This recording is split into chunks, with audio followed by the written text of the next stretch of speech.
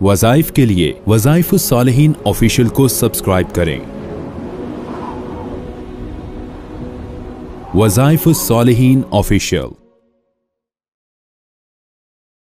29ویں پارے کو اگر انسان غور کرے کہ اس کے اندر پہلی سورت سورہ ملک ہے، جس کی افادیت فضیلت احادیث کے اندر بہت کثرت کے ساتھ آئی ہے کہ نبی کریم صلی اللہ علیہ وسلم نے فرمایا کہ اگر کوئی انسان سورہ ملک کو پڑھتا ہے عشاء کی نماز کے بعد عذاب قبر اس سے ہٹا دیا جاتا ہے۔ اب انسان عذاب قبر سے بچنا چاہتا ہے تو وہ سورہ ملک کو اپنا وظیفہ زندگی بنا لے۔ صحابہ کرام اپنے بچوں کو سورہ ملک کی تلقین فرماتے تھے اور عشاء کے بعد انہیں بٹھا کر پڑھایا کرتے تھے۔ تو سورہ ملک کے آغاز میں اللہ رب العزت نے زندگی اور موت کی تشریح کی۔ الذی خلق الحیات اور خلق الموت جو ہے یہ کیوں ہے؟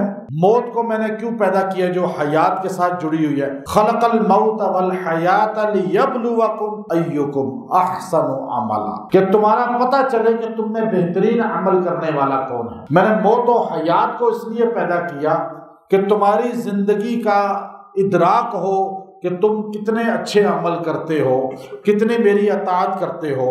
اللہ نے کہا فرجع البصر، ذرا اوپر دیکھو، ثم ارجع البصر، تم پھر اوپر دیکھو، تم میرے آسمان میں قدرت کے شاہکار میں کوئی عیب نہیں نکال سکتے ہو۔ اس کے پہلے رکوع کی لاسٹ آئی الا یعلم من خلق وهو اللطیف الخبیر، کینسر کا کوئی بھی کینسر کا مریض ہو، کینسر کسی بھی قسم کا ہو، اس آیت کریمہ کو 2022 مرتبہ پڑھے، کوئی بھی بندہ پڑھے، اول آخر 11 بار درود شریف، 11 بار سورہ فاتحہ وہ پڑھ لے، اور 2022 تعداد زیادہ بشک ہو جائے کم نہ ہو، یہ مریض کو اگر زمزم ہو بہترین ہے، نہیں تو بارش کا پانی یا کوئی بھی پانی ہو اس پہ دم کر کے چند عرصہ پلا لیں، اللہ تعالیٰ اس کو کینسر جیسے مرض سے شفا عطا فرما دیں گے۔ اللہ نے اس صورت کے اندر بار بار ہمیں بتایا وارننگ کے طور پہ، میں اگر زمین کے اندر تمہیں دنسا دوں،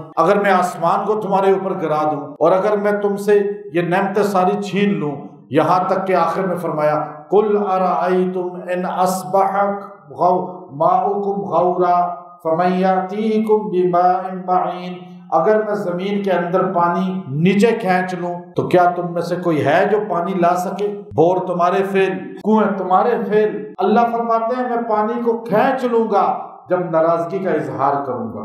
تو آج پانی کس طرح زمین کے اندر سے ختم ہوتا جا رہا ہے۔ آج انسانوں نے ترقی کی ہے، فٹ پاتھ پکے، روڈ پکی، یہاں تک کہ زمین کچی بالکل شہروں میں ختم ہو گئی۔